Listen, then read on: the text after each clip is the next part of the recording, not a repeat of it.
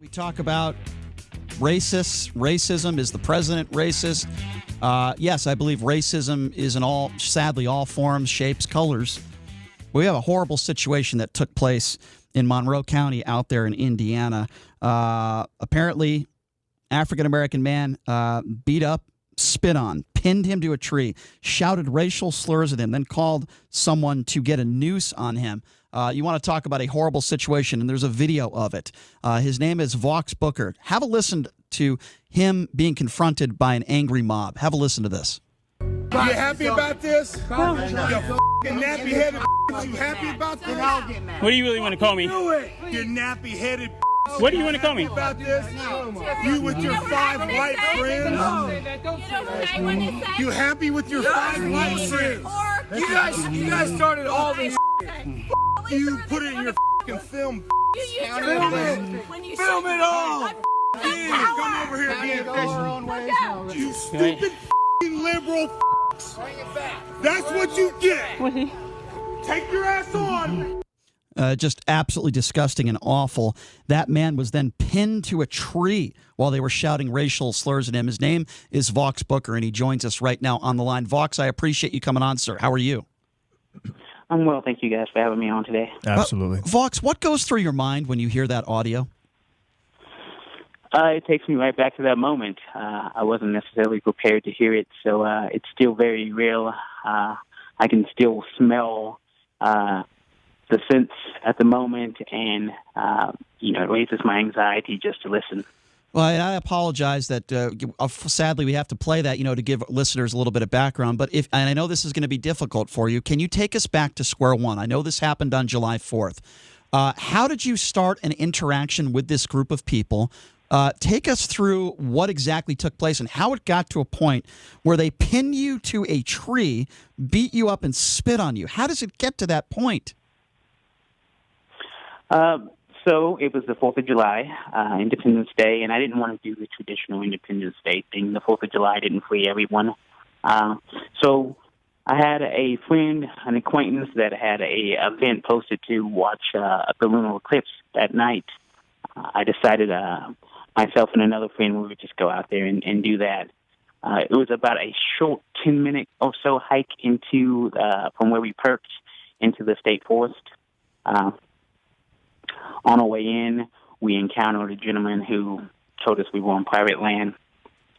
I knew at this moment we were on public land, but rather than just argue with the guy, we just apologized. Our interaction was very tense. Once we made it to, and I'm leaving out, the gentleman was wearing a oversized cowboy hat that had a Confederate flag print on it that made me very uncomfortable. I don't blame you. My friend that was with me was white, so he did most of the talking. I think he just sensed my discomfort. So we made it to the site. We spoke to the organizer. The organizer told us that, hey, that guy actually isn't the property owner. I know the property owner for that land, but he may be, a friend or family member or something along that line. So we just told, the rest of the folks who we were expecting to come in, or we discussed telling them to just come along the beach because the beach is undisputed, public domain. So a short time later, as some of the folks arrived, a gentleman tells us that this guy that we had originally encountered and potentially his friends have barricaded off the beach. They put a boat along the beach and some ATVs, and they had chanted white power at him as he was walking by.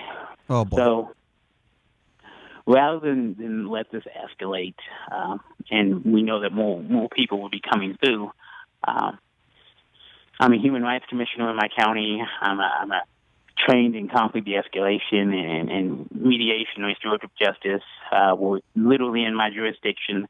I say, hey, I'll just walk down there and talk to him. He had some friends with him that, or at least some individuals that we assume were friends or family, and they seemed like they might be a little bit more level-headed, a little bit more sober. So I was going to walk down to the beach by myself. One of my friends was uncomfortable with that. He said he would go with me. Right.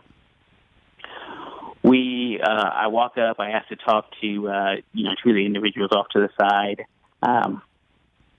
they come talk to me. Well, the conversation is cordial for a moment or two. Then this individual who originally had the Confederate flag hat intervenes. He's instantly aggressive, belligerent, and at that point we see that, there's not going to be any beneficial outcome, so I just start walking away. Right. A moment or two later, I hear footsteps behind me. I end up in a physical confrontation with several men. Somehow they managed to not only overcome me, but the group of them managed to drag me to this tree. They're holding me down. They're beating me. Oh, my God. There was a moment where this man's daughter hears, and she comes and she's screaming for her father to let me go. She's a young teenage girl, just by looking at her. So hold on. So you're telling me you have several white men that are beating you, spitting on you, and pinning you down to a tree, and one of their daughters, who is a young girl, enters the picture, pleading with them to let you go. To me, that is such a... I'm trying to find a profound moment where you have a young, probably innocent girl who doesn't probably have a racist bone in her body. She's young.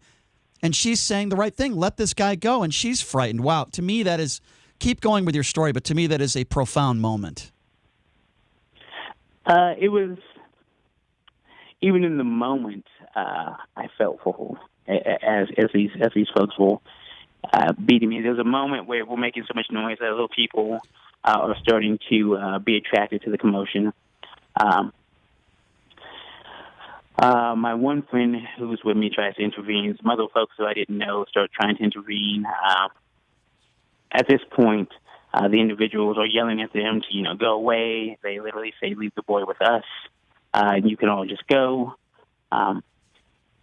There's a moment where they're just using me as a prop, where they've got one of the gentlemen has my arms twisted back behind me, and he's telling the folks who are watching that he's going to break my arms. And at that moment, he literally pulls and twists, trying to break my arm. And I'm just barely able to pull my arm away from him. Did somebody ask to get a noose as well during that confrontation? Yeah. So after that, as I'm down on the ground, and one of the gentlemen, as a command, the first thing that comes to his mind is he says, "Get a noose." Not get a rope, but get a noose. So in that heated moment, I'm sure it wasn't the first time that he had said noose for that to be the first thing that comes to his mind. There was a white lady that I can hear somewhere nearby scream, "Don't kill him." And there was that profound moment where I realized that she's talking about "don't kill me." What is going through your mind? I mean, I would imagine you're in fear for your life. These are a lot of men that are pinning you down. Someone's talking about getting a noose. You have a woman screaming, "Don't kill him." I would imagine, even with all your training, and I'm sure you're a pretty tough guy, there's got to be going through your head. Your life is flashing before your eyes. I mean, it would for me. I would imagine you're very scared and you're in fear for your life. I wasn't fearful for my life, but it wasn't my own life that I saw flash before my eyes. It was the images of so many other folks tragically killed. I mentioned George Floyd and seeing that right. mural that we've seen, that all those beautiful tributes to him. Sure. And the names of so many people who were executed with hashtags beside them, and there was just a real sense that I didn't want to be another hashtag. I don't blame you. Luckily, eventually they let you go. Thank God. Who knows what would have happened? So I have to ask you this. One of the defense attorneys on the other side of this, that's representing one of those people that did those horrible things to you, the defense attorney is saying that you were the instigator and the agitator. What is your response to that? It's the job of a defense attorney to come up with a defense. In my case, there were eyewitnesses that I don't know. There's video footage. I'm not really concerned about how they try to characterize me. It's been the history of America that we try to villainize black folks, and this defense attorney is playing that very boss hog-like role of portraying me as that negative character. Right. But that's not who I am. That's not who I've been. Right.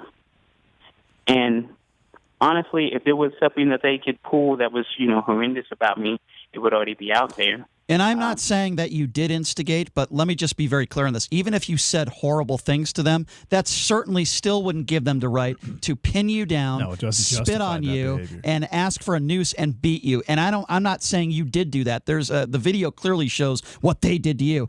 So here's what I want to do. If you're just joining us, we're speaking with Vaughx Booker, claiming he was the victim of an attempted lynching. And if you watch the video, I certainly agree with him.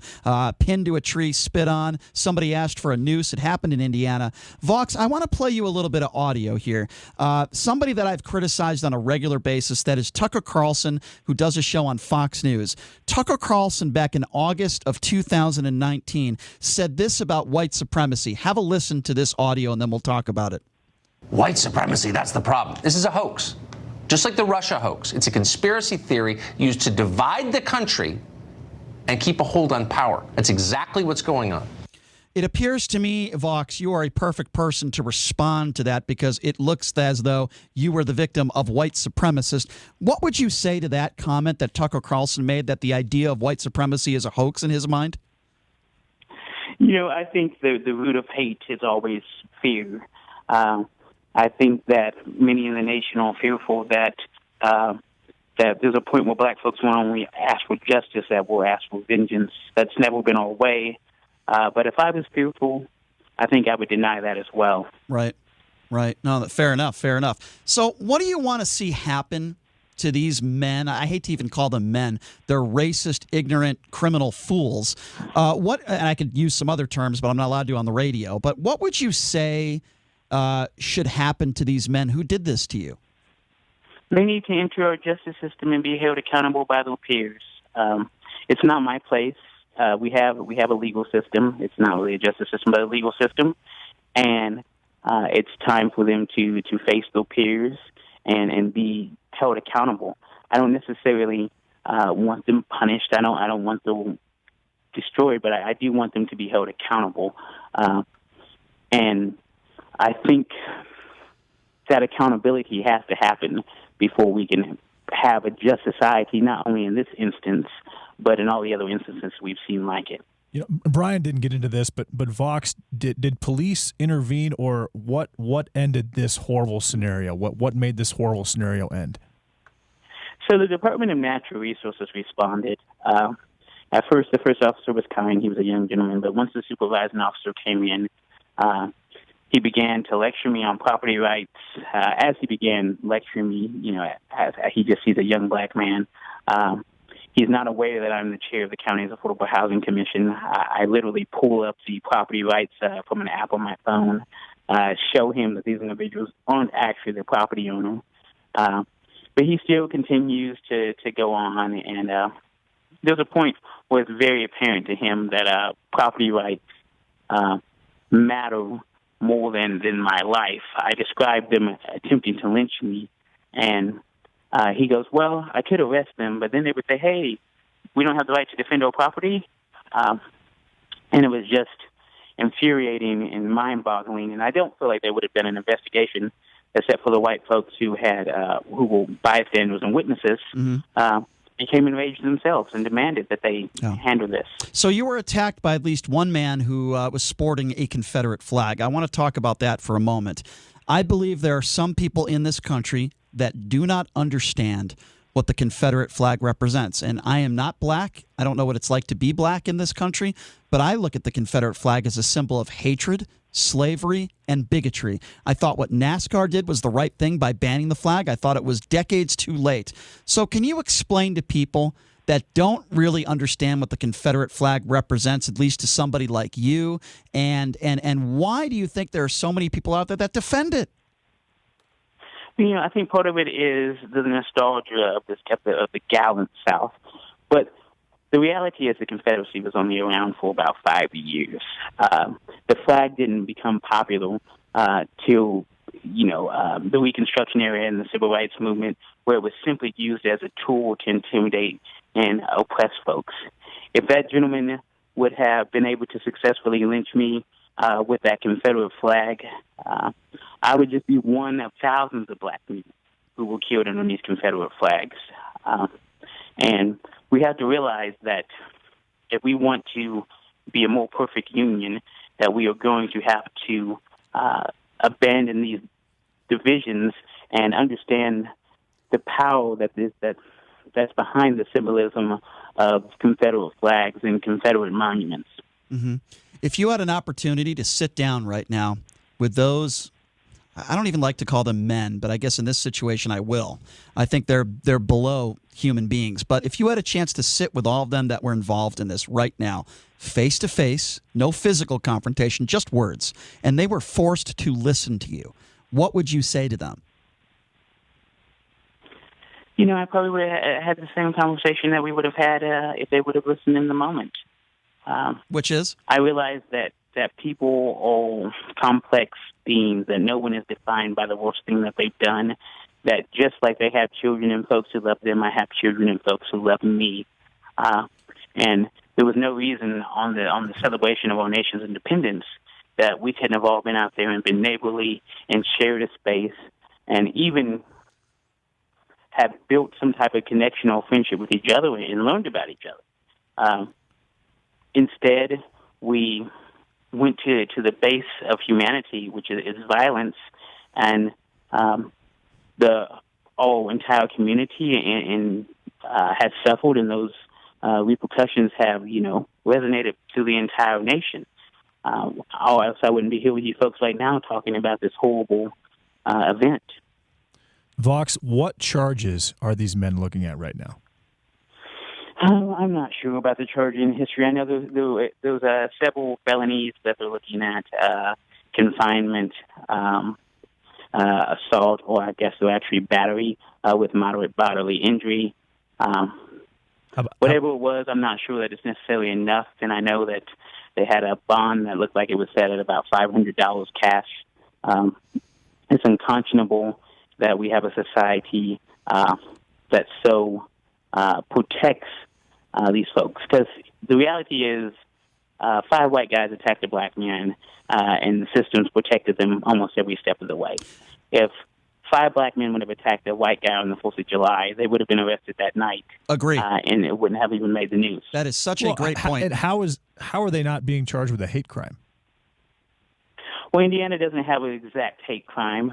We have what's called a bias crime law, which means that if these gentlemen are found guilty, the prosecutor could argue to the judge that the bias crime is an aggravating circumstance and that they could stack these charges, meaning that they couldn't serve them concurrently, that they would have to serve each charge after each other. So let me ask you this. There are some people out there that are saying, politics certainly played no role in this. Well, I beg to differ. Certainly, I think these men are racist and they're horrible human beings. But one of the men yelled out, "Stupid effing liberal." So for people out there to say that this is nothing to do with politics, why would that guy yell that out to you? I mean, I'm sure you remember hearing that. Yeah. I think it's partially from the divisive rhetoric we've seen from our political leaders. Leadership has great power to influence the majority of the nation, and we're seeing the flames of hate and division be fanned right now. Mm-hmm. The man didn't know me; he didn't know anything about my politics. He assumed because I was a black person, I guess, that I was going to lean as a liberal. Yeah. And I have to question in my mind if that was part of the justification that they saw to attack me. There's a point where they say that they felt like they were invaded. And that has so many undertones, especially in Indiana, a state that's literally named Land of the Indians. Right. For them to feel invaded and right off the border of a state park. My family's been in Indiana for 160 years. I'm not invading. I'm a neighbor, and I should have been encountered and treated with that same respect. Well, let me say this. I agree with you, Vauxx. Let me say this. I'm so sorry that this happened to you. I am embarrassed quite frankly, that there are people out there in society as ignorant and as hateful as those who attacked you that fateful day. I'm so glad that you're telling your story. I'm so glad that you're sharing it with people. People need to know.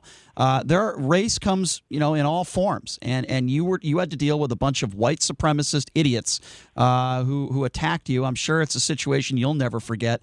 Thank God that you're doing okay right now. I'm sure you'll never, like I said, you'll never forget it. Those people need to pay for what they did, and I want to thank you so much for coming on and raising awareness to this issue. Yes, the idea of white supremacy does exist. Sadly, you're one of examples of victims of it. But Vauxx, thank you so much for your time. Really do appreciate you, and thank you for coming on and telling your story. And let's hope nobody ever has to deal with what you had to deal with. But thank you so much for coming on. Thank you, John. All right, appreciate it. Thanks a lot, Vauxx.